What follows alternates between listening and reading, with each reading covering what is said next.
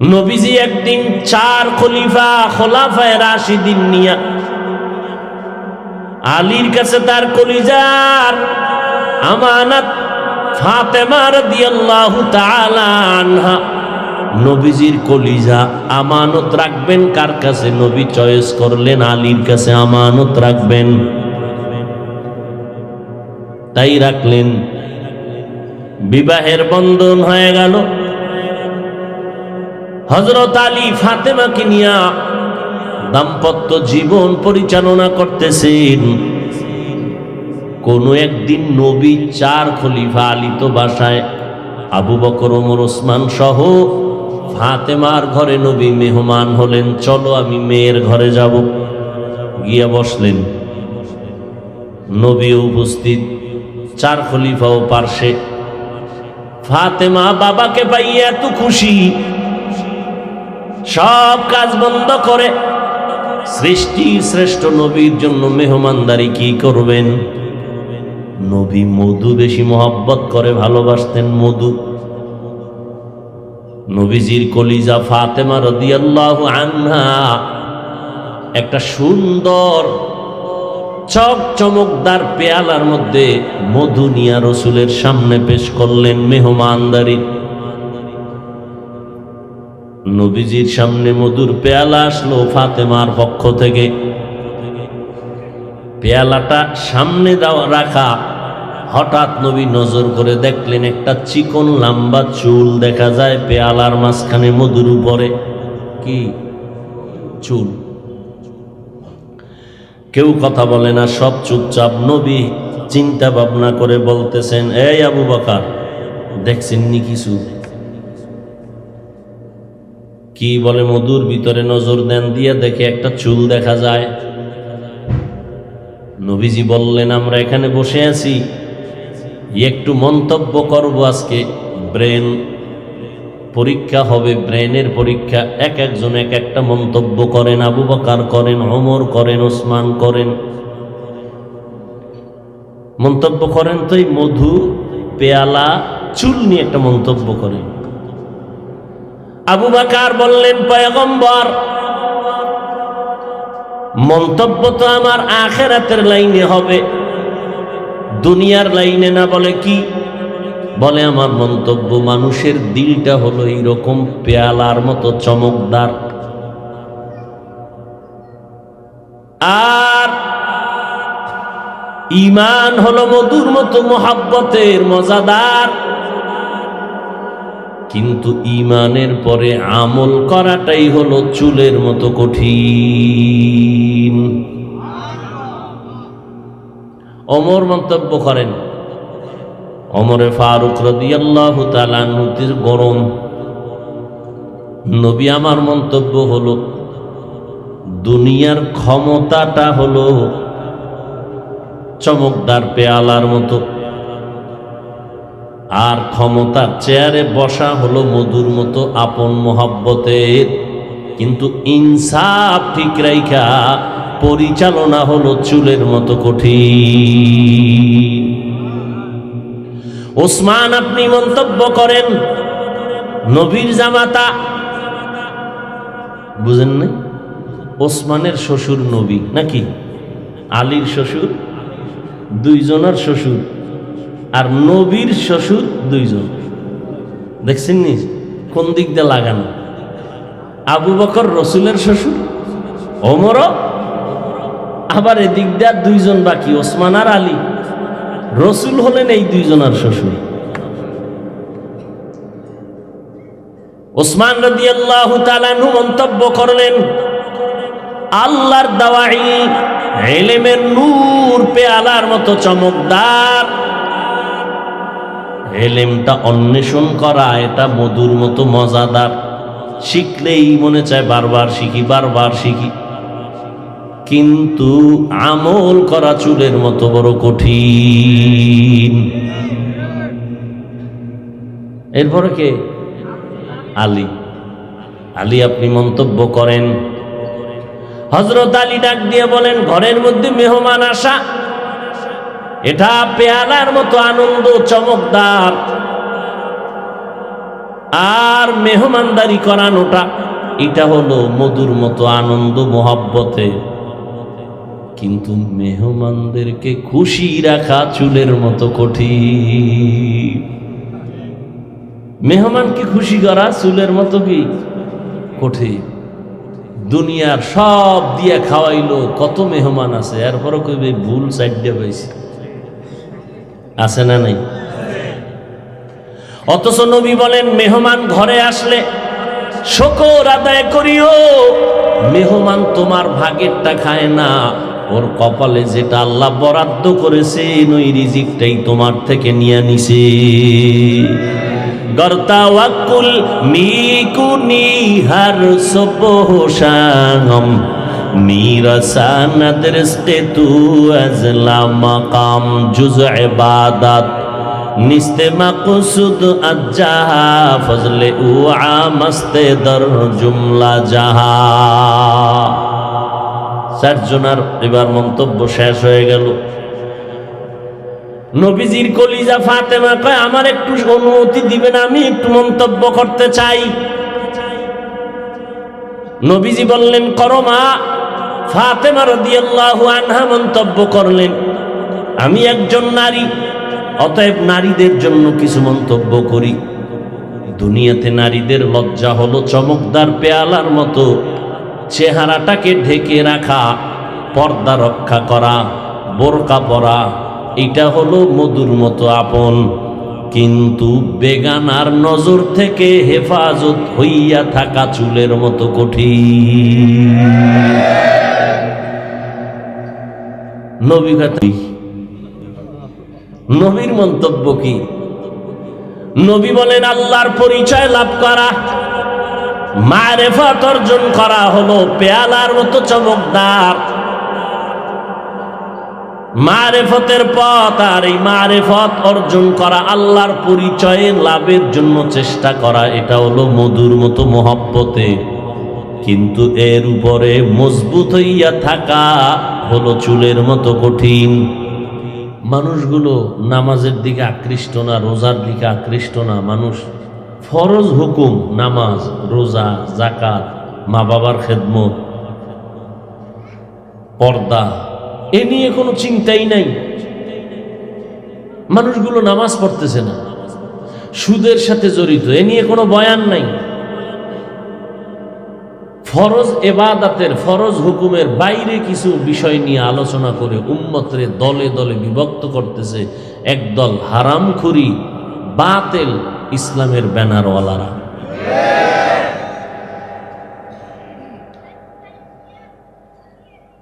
এই দেশে পীরের নামে কত ভণ্ডামি চলে, এদের ব্যাপারে কোনো মন্তব্য নাই।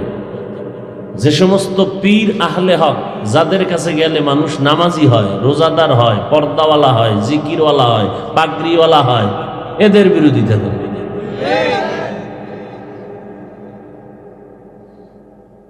এগো মাঠে ময়দানে নামার উদ্দেশ্যই হলো আখেরাত না, দুনিয়ার স্বার্থ উদ্ধার। আল্লাহ এ সমস্ত বাতিলদের থেকে আমাদেরকে হেফাজত করেন। আমাকে একটু জবাব দিতে হবে আপনাদের। রসুলের যুগে বাতিল ছিল, ভণ্ড ছিল। নবীজি বাতিলের বিরুদ্ধে কথা বলেছেন, যুদ্ধ করেছেন। তাহলে বাতিলের বিরুদ্ধে কথা বলা এটা সুন্নাত। যদি বলেন গীবত, গীবত হইলেও সওয়াব, গীবত হইলেও কি, এ হলো রসুলের আদর্শ হিসাবে সুন্নত, কোরআনের আইনে ফরজ। বাতিলের বিরুদ্ধে কথা বলা কোরআনের আইনে ফরজ। অনেকে বলবে এই বয়ান করলো না গীবত করলো। গীবত করা হারাম, 1000 কোটি বার হারাম। জেনা করার থেকেও শাস্তি বেশি, মারাত্মক, রসুলের হাদিস।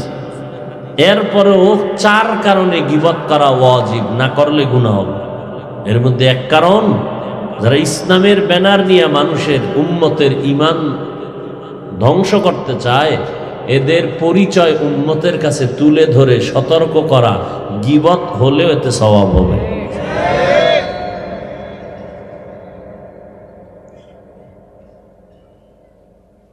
হেদায়েতের মালিক কে? আল্লাহ কয়জন? আল্লাহ যে এক, কোন দিক থেকে এক? বুঝে শুনে বলেন। সব দিক থেকে। কেমন এক? কুল হুয়াল্লাহু আহাদ।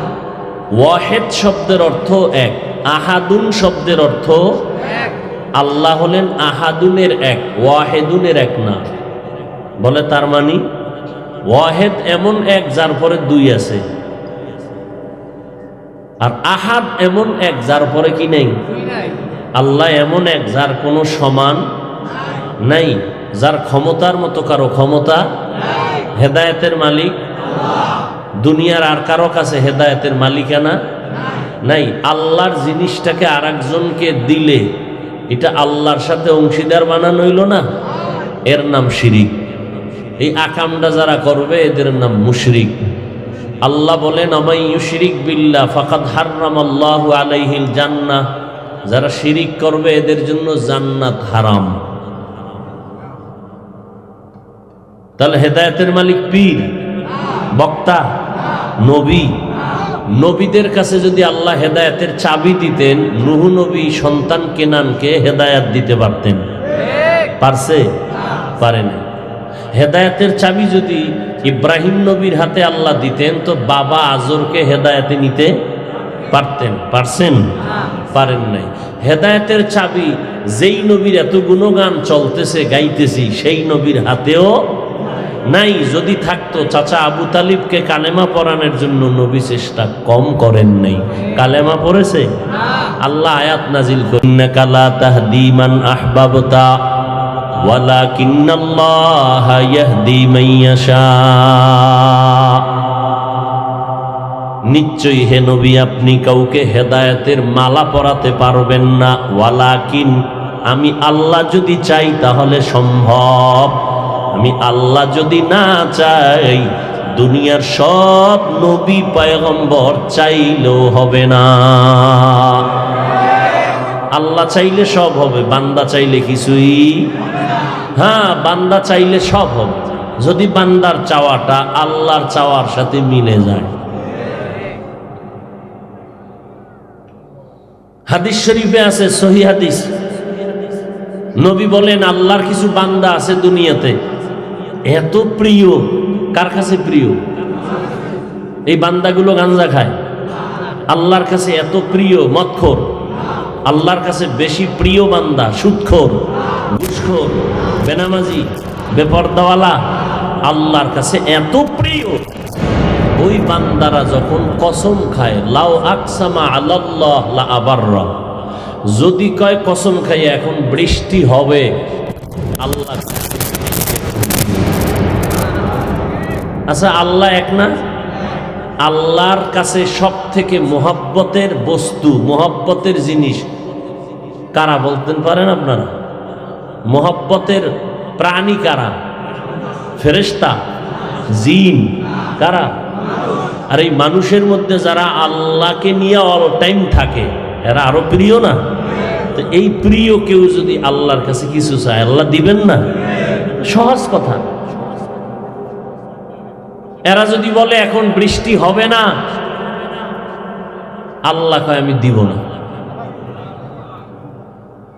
এই বরিশালের ইতিহাস তো বহুত, আল্লাহওয়ালাদের জমিন, বৃষ্টি নাই, দোয়া মোনাজাত দিয়ে কইছে আল্লাহ বৃষ্টি দাও, চাইতে দেরি, সাথে সাথে বৃষ্টি হতে আর দেরি।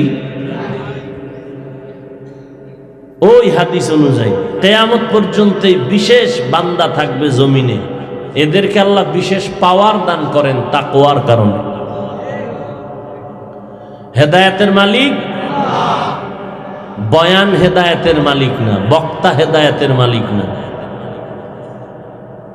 আমরা তো নাম্বার ছাড়া মানুষ, সিরিয়ালের বাইরে। যারা সিরিয়ালের মানুষ, যাদের বয়ানে মানুষের কলবের পরিবর্তন হয়ে যাইত, মাত্র 20 মিনিট 30 মিনিটের বয়ানে, এরা তো জমিন থেকে সব চলে গেছেন।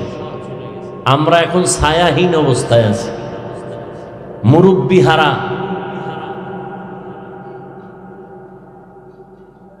যাদের চেহারা দেখলে মানুষের কলবের পরিবর্তন হয়, যাদের নজর লাগলে কলবের পরিবর্তন হয়, এরা দিন দিন বিদায় হয়ে যাইতেছেন।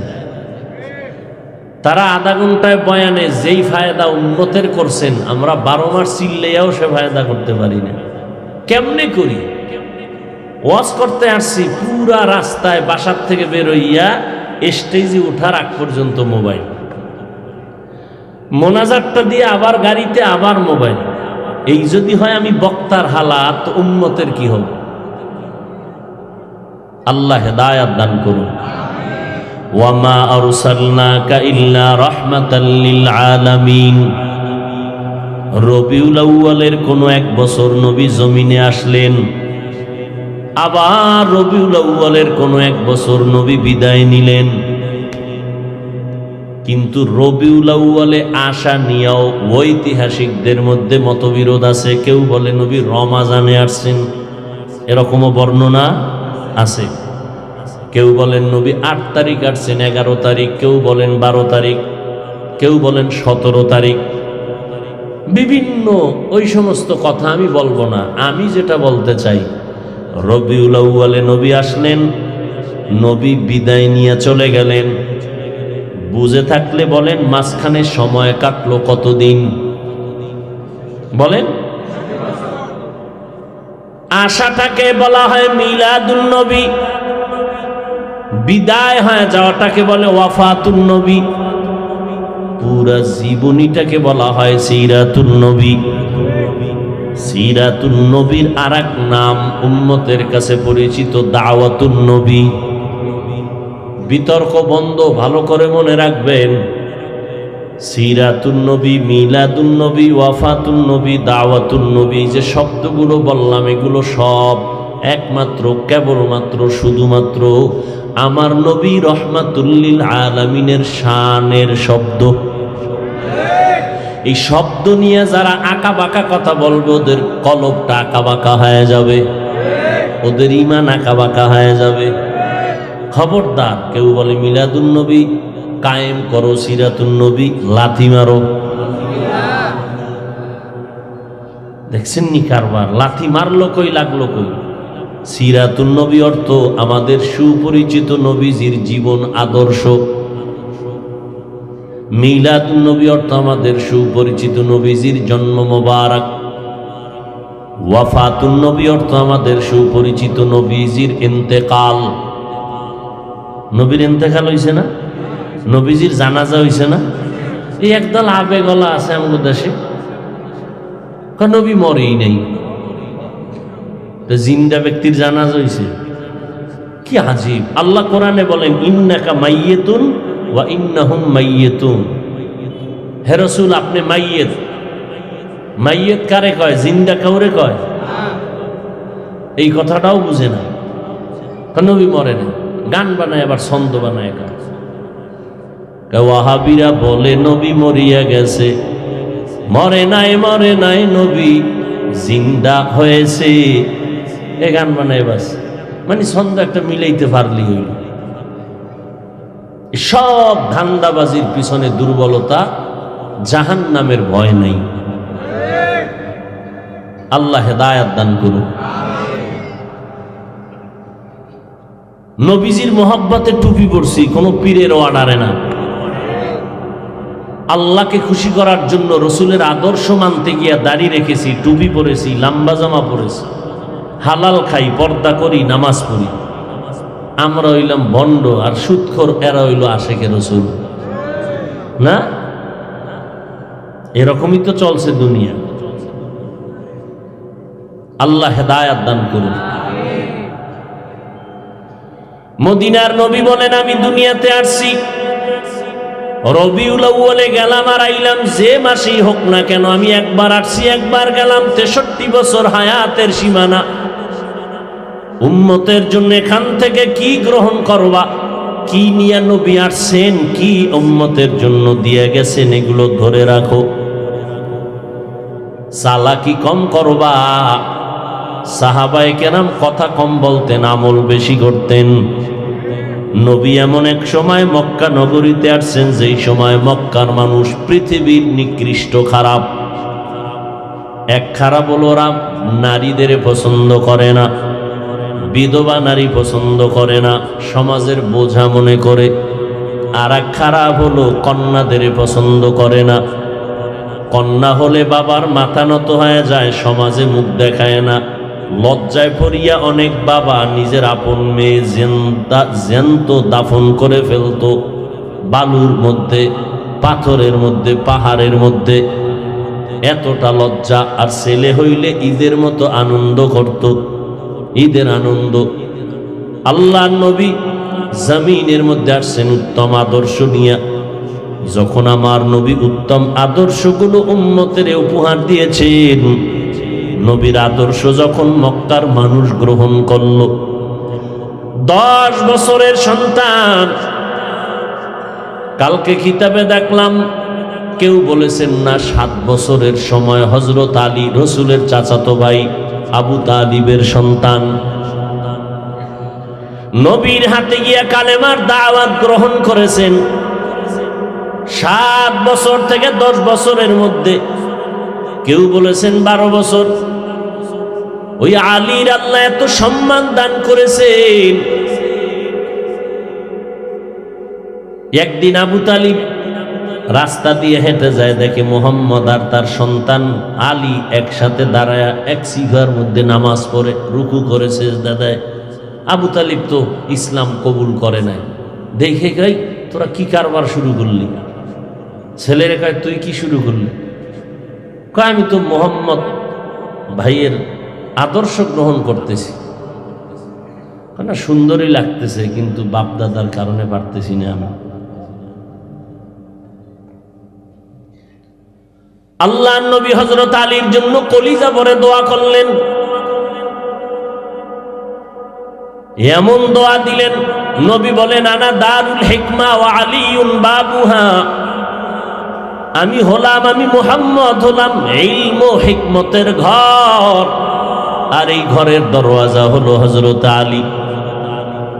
ইলমের ঘর নবী, দরজাকে ইলমেরা এজাজ করদান বেহিসাব, খলকেরা দাদান জবাবে বাসওয়াব, হক না দারব দোস্তে খলকা জারেরা, নিস্তে ই খসলত একে দিনদারেরা। নবীজির মোহব্বতের দোয়াটা পেয়ে গেলেন হযরত আলী। এজন্য প্রতি জুমায় খতিব সাহেব আলীর ব্যাপারে বলেন ওয়া আকযাহুম আলী। আলী হলো এত বিচক্ষণ, কঠিন কঠিন জিনিসের ফয়সালা আলী দিয়েছেন। আর এই আলীর ফয়সালাকে নবী মেনেছেন, আলীর ফয়সালা আবু বকর মেনেছেন, আলীর ফয়সালা ওমর মেনেছেন, আলীর ফয়সালা ওসমান মেনেছেন রাদিয়াল্লাহু আনহুম আজমাইন। নবীজি একদিন 4 খোলাফায়ে রাশিদিন নিয়া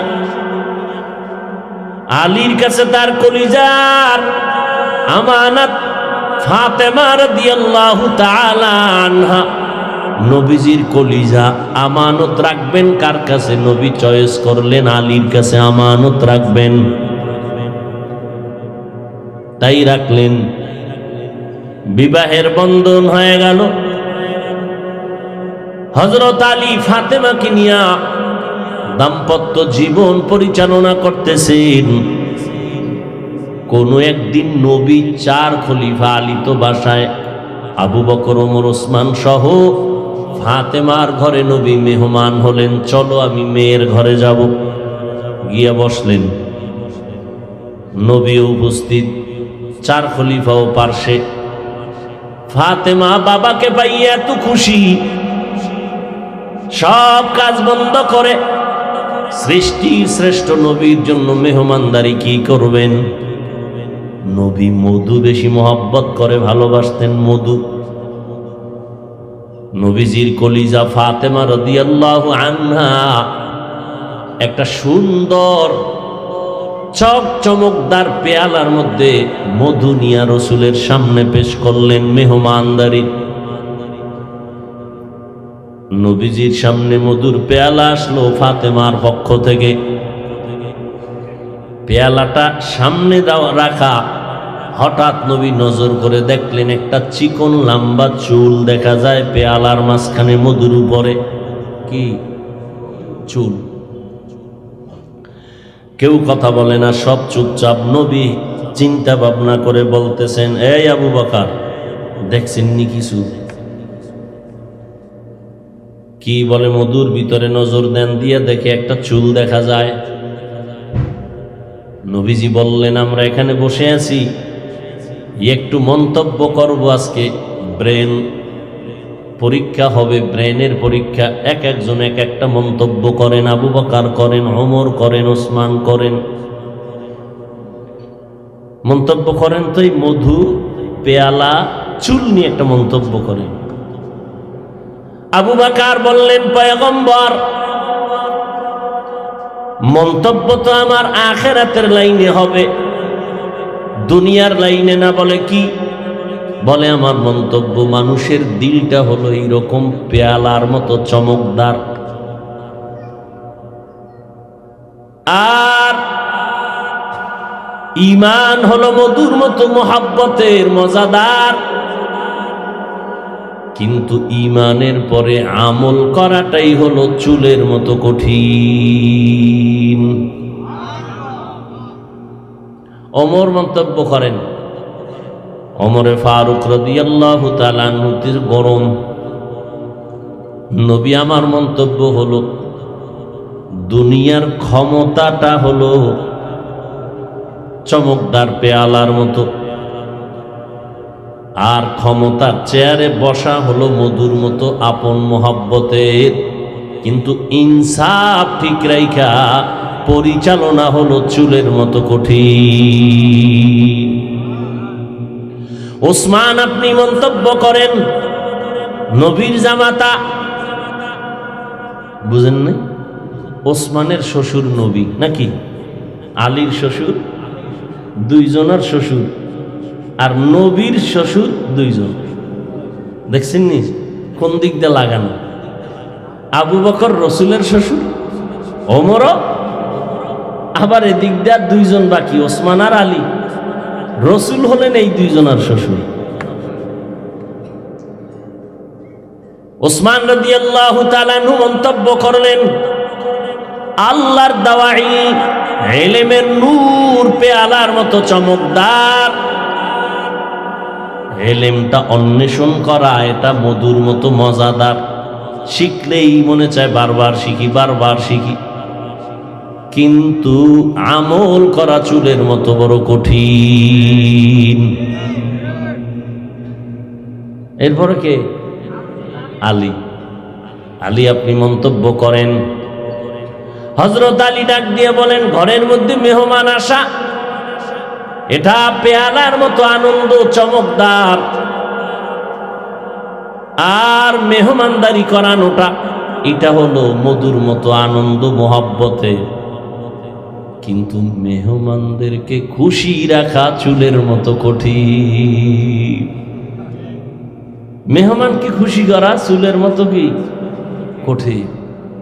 দুনিয়ার সব দিয়ে খাওয়াইলো, কত মেহমান আছে, এরপরও কইবে ভুল সাইডে পাইছি, আছে না নাই? অথচ নবী বলেন, মেহমান ঘরে আসলে শুকর আদায় করিও। মেহমান তোমার ভাগেরটা খায় না, ওর কপালে যেটা আল্লাহ বরাদ্দ করেছে ওই রিজিকটাই তোমার থেকে নিয়ে নিছে।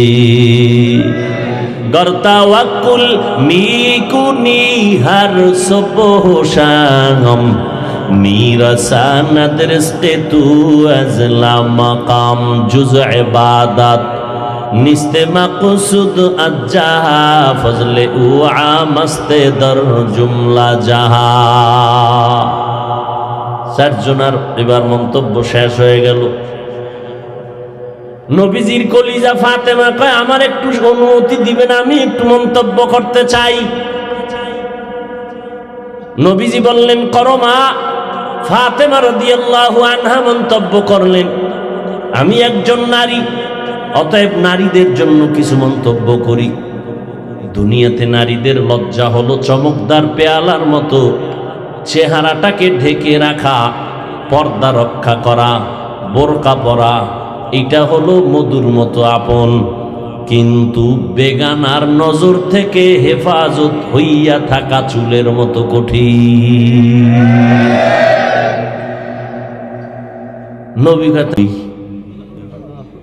নবীর মন্তব্য কি? নবী বলেন আল্লাহর পরিচয় লাভ করা, মারেফত অর্জন করা হলো পেয়ালার মতো চমকদার। মারেফতের পথ, আর এই মারেফত অর্জন করা, আল্লাহর পরিচয়ে লাভের জন্য চেষ্টা করা, এটা হলো মধুর মতো মহব্বতে। কিন্তু এর উপরে মজবুত হইয়া থাকা হলো চুলের মতো কঠিন। এত সুন্দর একটা মজমা, এইটা মিস করে কেমনে? জিবরাইল আইসা হাজির। জিবরাইল আইসা কয়, নবী এত সুন্দর মজার অনুষ্ঠান, আমাকেও একটু সুযোগ দেন, আমি কিছু বলি। নবী বললেন, বলেন। জিবরাইল আমিন মন্তব্য করলেন, পয়গম্বর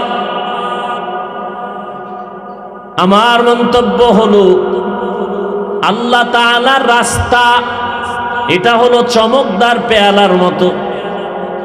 আল্লাহর পথ, ওয়াজ মাহফিল আল্লাহর পথ, মাদ্রাসা মসজিদ আল্লাহর পথ, মানুষের উপকারের জন্য কাজ করে, এটা আল্লাহর পথ। আল্লাহর পথে খরচ করা, এটা মধুর মতো আনন্দ। কিন্তু আল্লাহকে রাজি কইরা মজবুত থাকা হলো চুলের মতো কঠিন। যারা দান টান করে খুব আনন্দে করে না? করে আনন্দে, বাহা বাহা বাহা বাহা পাবে। আল্লাহর জন্য মজবুত হইয়া থাকা বড় কঠিন, যে দানটা আল্লাহর জন্যই করেছে, আমারে মোবারকবাদ দিও না। যা দেওয়ার কে দিবেন? আল্লাহ দিবেন।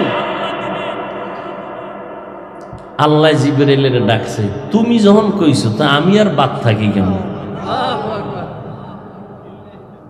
আমি আল্লাহ একটা মন্তব্য করি, শেষ আমার মন্তব্য। সারা দুনিয়ার মানুষের জন্য আমি বানায় রাখছি জান্নাত। ওই জান্নাতটা চমকদার পেয়ালার মতো, এত সুন্দর। আর ওই জান্নাতের মধ্যে ঢুইকা বসে থাকা বড় মধুর মতো মজা। কিন্তু জান্নাত পাওয়ার আমল করাটা চুলের মতো বড় কঠিন।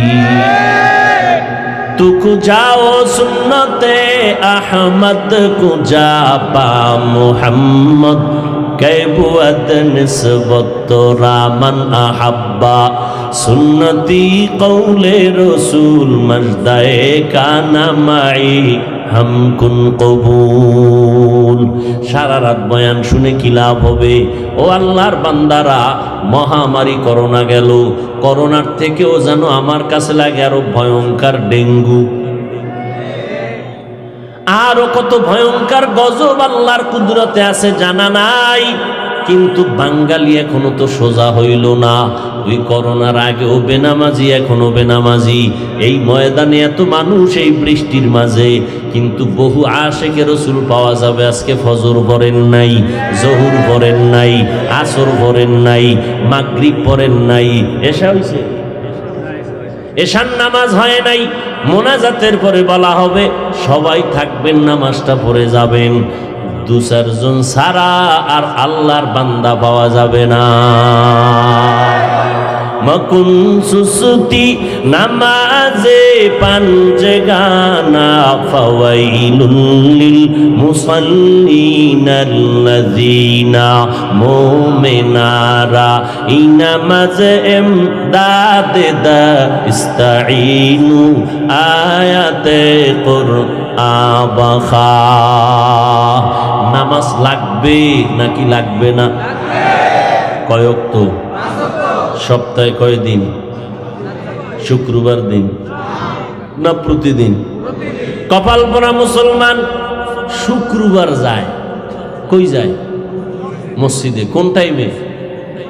জুমার টাইমে। ভিড়, জায়গা নাই। কমিটি বলে এই টাকা দাও, মসজিদ বড় করা লাগবে।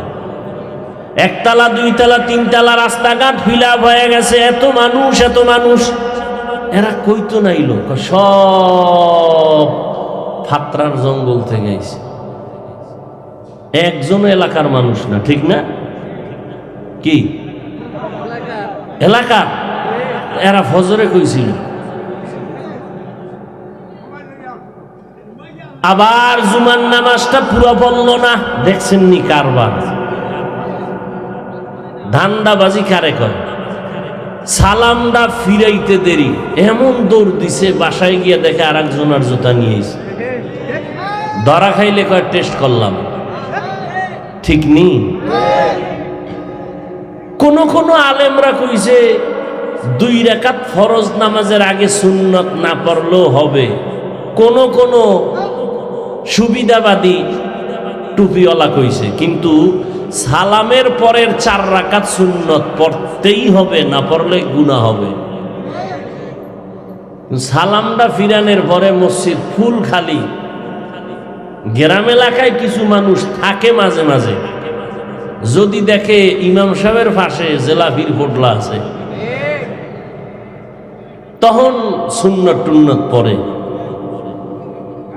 আফসুস, তাহলে 2 রাকাত ফরজ পড়লো, এর কিছু সওয়াব, 4 রাকাত সুন্নাত না পইরা কিছু গুনাহ নিয়ে বাড়ি গেল। এ হলো কপাল পরার পরিচয়। নবীজি বলেন, বাইনাল আবদি ওয়া বাইনাল কুফরি তারকুস সালাহ। নামাজ পড়া না পড়ার ব্যবধান হলো কাফের আর মুমিন। মুমিনেরা নামাজ ছাড়ে না, বেঈমান নামাজ পড়ে না। নবী বলেন, কিয়ামতের ময়দানে বেনামাজীদের হাসর হবে কারুন, ফেরাউন, হামানের সাথে। নামাজ ছেড়ে দেওয়ার কোনো সুযোগ নাই। দাঁড়াইয়া পড়তে না পারো, বৈশা নামাজ পড়িও, নামাজ ছাড়া যাবে না। বৈশাও যদি না পারো, শুয়ে শুয়ে ইশারায় পড়ো, তারপরও নামাজ ছাড়া যাবে না। কত কঠিন নামাজের ব্যাপারে, অথচ নামাজের খবর নাই। মদিনার নবী বলেন, ও আব্বা আম্মা যারা হয়েছ, 7 বছর বয়সের সন্তানটারে নামাজের মুসাল্লায় দাঁড় করাও। 10 বছর যখন হবে শাসন করিয়া হলো নামাজ পড়াও। ছোট থেকে যদি কন্ট্রোলে না রাখো, বড় হলে আর কন্ট্রোলে রাখতে পারবা না। কয়েক মাস আগে ঢাকা জেলা বাড্ডা থানা, ওই গুলশানের পাশে বড় বাবায় মারা গেল, বড় 2টা সন্তান রেখে, অনেক টাকার মালিক হইয়া। সন্তান 2টা বাবার লাশ সামনে রাইখা বাবার টাকা পয়সা নিয়ে ঝগড়া করে 24টা ঘন্টা কাটাইলো। একটা ছেলেও বাবার লাশ দাফনের চিন্তাও করলো না। লাশ পড়ে রইছে, 2 ভাই ঝগড়া করে সম্পদ ভাগাভাগি নিয়ে 24 ঘন্টার মধ্যে লাশের দিকে দোনো ভাই তাকাইলই। এমন কুলাঙ্গার সন্তানের বাবা দাবি করে লাভ কি? এমন কুলাঙ্গার সন্তান জমিনে রেখে গেলে কি লাভ? এরে পর্দার আড়ালের আম্মা জান, নবীজি আমার রহমতের নবী দুনিয়াতে আসলেন, সব কালো আইনগুলো বাদ দিয়ে দিলেন। যেই মক্কার নিকৃষ্ট চরিত্রের মানুষগুলো নারীদের পছন্দ করে না, নবী আসিয়া বন্ধ করায় দিলেন। এমন একটা প্রেসক্রিপশন বানায় দিলেন, কিয়ামত পর্যন্ত সারা দুনিয়ার ভেতরে নারীদের মর্যাদা বাড়ায় দিলেন আমার আল্লাহ নবীর মাধ্যমে। এত পরিমাণ বাড়াইছেন, কিয়ামত পর্যন্ত দুনিয়ার আর কেউ বাড়ানোর কোনো রাস্তা নাই। কোন দুনিয়াদার নষ্ট নারীদের দুশ্মন স্বার্থলোভী যদি বলে আমরা নারীর সম্মান বাড়াবো নতুন করে, খোদার কসম নারীর সম্মান আর হবে না। চালাকি করলে হবে নারীদের অপমান। বিধবা নারীর সম্মান আল্লাহর নবী বাড়াইলেন কেমনে? 25 বছরের যুবক আমার নবী, শ্রেষ্ঠ নবী, শক্তির কোনো সীমানা নাই। আল্লাহ আবার এক্সট্রা আলাদা 100 বীর পুরুষের শক্তি নবীকে আলাদা দিছেন। কয়শো? নবী হিসাবেই তো শক্তি আলাদা, আবার আরো 100 বীর পুরুষের শক্তি রসুলকে আলাদা দিছেন। বয়সটা কত? ঠিক সেই সময় 40 বছরের নারী খাদিজার থেকে প্রস্তাব আসলো, আমার 2 জন স্বামী বিদায় হয়েছে, তৃতীয় স্বামী আমি আপনাকে বানাতে চাই। আল্লাহর আইন এসে গেল, বিধবা নারীকে মক্কার চরিত্রহীন মানুষগুলো পছন্দ করে না। সৃষ্টির শ্রেষ্ঠ নবী আপনি বিয়া করে প্রমাণ করেন নারীর মর্যাদা ইসলাম দিতে পারে, কোন বেঈমান দিতে পারে না। আল্লাহর নবী নারীর মর্যাদা রক্ষা করলেন। এরপরে খাদিজা রাদিয়াল্লাহু আনহার থেকে নবীজির 4টা কন্যা তৈরি হলো, সৃষ্টি হলো। কয়জন? 4 কন্যা। খাদিজা রাদিয়াল্লাহু আনহার গর্ভ থেকে আসছে 4 কন্যা। নবী বলেন আমার কোনো ছেলে নাই, আমি 4 কন্যার বাবা। এই মক্কার মানুষ, তোমরা কন্যা পছন্দ করো না, ছেলে পছন্দ করো। শুধু তাই না, এখন এই জমিনের মধ্যে কত মুসলমান ছেলে হইলে খুশি হয়, মেয়ে হইলে বউয়ের সাথে কথাই বলে না। নাই? বউর কথা বলো না কেন? জুতার বাড়ি দিলে তো তোমারে দেওয়া দরকার, বউয়ের দোষ কি? বউ তো তোমার আমানত, হেফাজত করছে, তারে পুরস্কার দাও।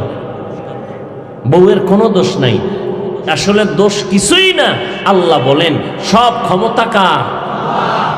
লিল্লাহি মুলকুস সামাওয়াতি ওয়াল আরদ ইয়াহাবু লিমান ইয়াশাউ ইনাসা ওয়া ইয়াহাবু লিমান ইয়াশাউ যুকুর আও ইউযাওবিজুহুম যুকরানা ওয়া ইনাসা ওয়া ইয়াজআলু মান ইয়াশাউ আকিমা ইন্নাহু আলীমুন কাদির। আল্লাহ বলেন আসমান জমিনের মালিকানা আমার হাতে। আমি আল্লাহ চাইলে কাউকে ছেলে দেই, কাউকে মেয়ে দেই, কাউকে দোনোটাই দেই, কাউকে আমি কোনোটাই দেই না। ক্ষমতা কার? তুমি মনে করতেছো ছেলে হইলে আমার কপাল, ভাগ্যের চাকা খুলে যাবে। না, ওই ছেলের দ্বারা তোমার জেলখানায়ও পয়সা মরা লাগতে কি প্রমাণ আছে না নাই? বরং মেয়ে হইছে, শুকর আদায় করো। নবী বলেন একটা কন্যার বাপ হইছো, একটা জান্নাতের মালিক।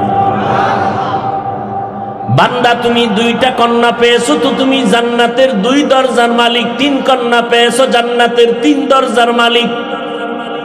এক বাবায় কন্যা পাইয়া খুশি, আমি জান্নাতের মালিক। মাইয়ারে বানাইছে গ্রামীণ ব্যাংকের মালিক। এরকম বাপ নাই? নবী বলেন জান্নাতের মালিক আমি, 4 কন্যার বাবা। কন্যা পাইয়া নবী খুশি। ও উম্মতেরা, আমি কন্যা পাইলাম, ছেলে পাই না। আল্লাহ দিছিলেন ছেলে, তাও নিয়ে গেছেন। আমি কন্যা পায়া খুশি। আমার জমিনের মধ্যে কন্যাদের মর্যাদা আল্লাহ বাড়ায় দিলেন। এরে নবীর উম্মতের দল যদি ফাতেমা রাদিয়াল্লাহু আনহার মতো চরিত্র ঠিক রাখিয়া বিবাহের পাত্রে উঠাইয়া দিতে পারো, তাহলেই তুমি জান্নাতের মালিক। নবীর আদর্শে কন্যার সন্তানের মর্যাদা আল্লাহ বাড়ায় দিলেন। কিয়ামত পর্যন্ত নারীর যে বাড়ানো আছে কেউ কমাতে পারবে, আলাদা কেউ বাড়াতেও পারবে না। অতএব নবীর উম্মতেরা, ওই নবীর রেখে যাওয়া আদর্শ, নবী বলেন আমি 2 জিনিস রেখে গেলাম, ধরিয়া রাখলে সম্মানও যাবে না, ঈমানও যাবে না, কোরআন আর সুন্নাত। আমরা যারা টুপি পরি, নামাজ পড়ি, দাড়ি রাখলাম, হালাল খাই, পর্দা করি, আমরা কি অসম্মানে আছি? বলেন। তার মানে আমি আপনাদের বলি না ব্যবসা চাকরি বাদ দিয়া আমগো মতো হুজুর হয়ে যান না। স্কুল কলেজ ছেড়ে সব মাদ্রাসায় আছেন, ভুলেও আসবেন না। এই যুবক, আজীবন স্কুলে পড়বি, কলেজে পড়বি, দোয়া লাগলে নিবি, তাবিজ লাগলে নিবি, চরিত্রটা ভালো রাখবি, 5 বেলার নামাজ পড়বি, জান্নাত রেডি। হুজুর হওয়ার দরকার নাই, মদিনার আশেক হও, সুন্নতের আমলওয়ালা হও। 5 ওয়াক্ত নামাজ পড়ো, মা বাবার দোয়া নিয়ে চলো, ওলামায়ে কেরামের পরামর্শ নিয়ে আমল করো। তোমার মতো যুবক স্কুল কলেজে পড়ে 5 বেলার নামাজি নাই, তোমার সমস্যা কি? তোমার মতো বান্দা জীবনে মাদ্রাসায় পড়ে নাই, জেনারেল লাইনে পড়িয়া চাকরি করে, 5 ওয়াক্ত নামাজি, ব্যবসা করে, নামাজ পড়ে, হালাল খায়, হারাম খায় না, পর্দার আড়ালের আম্মা জানেরা, বোনেরা, আপনার মতো কত মা 5 বেলার নামাজ পড়ে স্বামীর খেদমত করে সন্তানকে আদর্শওয়ালা বানাইয়া চেষ্টা করতেছে, বেপর্দায় চলে না। ও ভিন্ন মা, আপনারা কেন পারবেন না? ও বোনেরা, আপনার মতো কত বোন স্কুল কলেজে পড়ে নামাজ পড়ে কোনোদিন কারোর সাথে বাজে কথা বলে না, মোবাইলে সময় নষ্ট করে না, আপনি কেন পারবেন না রে বোন? এখন থেকে তওবা করার দরজা খোলা, আল্লাহ তওবার দরজা খুলে ডাকতেছেন। ভালো করে মনে রাখবেন, কখন কার দোয়া কবুল হয় এটা তো বলা যায় না, তবে কিছু সময় আছে দোয়া কবুলের সময়। আজান একামতের মাঝখানের সময় দোয়া কবুলের সময়। বৃষ্টি যখন পড়ে তখন দোয়া কবুল হয়। ও বান্দা, সূর্য যখন ডুববে তখন দোয়া কবুল হয়। মাগরিবের আগ মুহূর্ত, আসরের পরে দোয়া কবুল হয়। জুমার দিন 2 খুতবার মাঝখানে দোয়া কবুল হয়। আল্লাহর কাছে অন্তর ভরে দোয়া করো। আমার নবী দোয়া করছেন, আমার সমস্ত নবীরা সন্তানের জন্য দোয়া করছেন। হুজুর গোদারে দোয়া চাইলেন 1000 বার। নিজে বাপ হইয়া মা হইয়া সন্তানের জন্য হেদায়েতের দোয়া করছেন কয়বার? আপনি দোয়া করবেন কি? আপনি তো হারাম খাইতেছেন, সন্তানটাকেও নষ্ট বানাইতেছেন। কি দোয়া করবেন আপনি? আপনার দোয়া কবুলের কোনো গ্যারান্টি তো নাই। অথচ মা বাপ দোয়া করলে সন্তান আল্লাহর ওলি হয়ে যাইতো। আল্লাহ আমাদের সবাইকে রসুলের তরিকার উপরে মজবুত হয়ে চলার তৌফিক দান করেন। 5 ওয়াক্ত নামাজ লাগবে তো ইনশাআল্লাহ।